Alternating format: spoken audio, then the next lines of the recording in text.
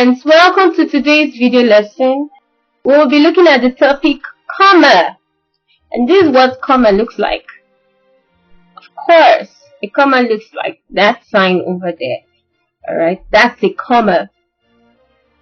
Comma tells the reader when to pause while reading. Okay, so whenever you're reading a story, you will come across this punctuation. This punctuation actually tells you to take a pause a little and continue. So let's see how we could use comma while writing. We use commas between month, date, and year.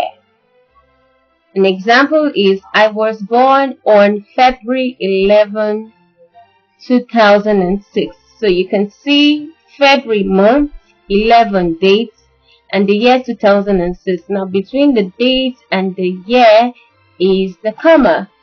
Alright, so we use comma between date and year.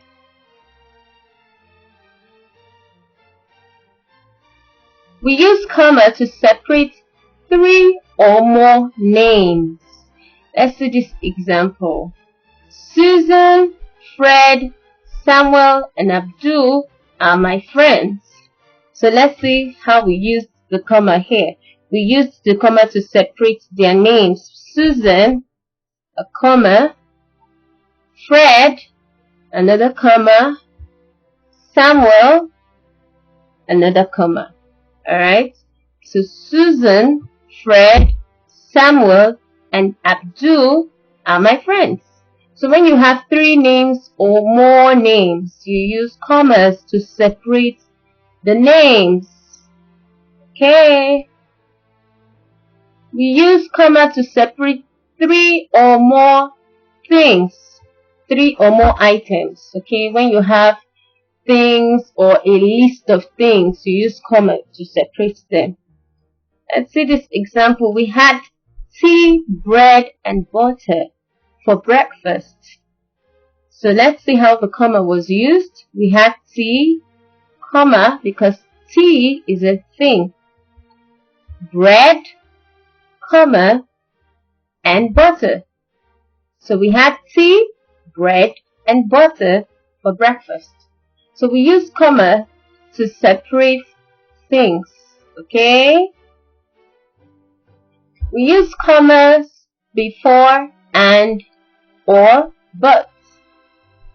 Let's see this example. We looked everywhere, but the burglar still broke in. We looked everywhere, a comma, but the burglar still broke in. You notice? But came after the comma. So you use commas before but, you also use commas before and.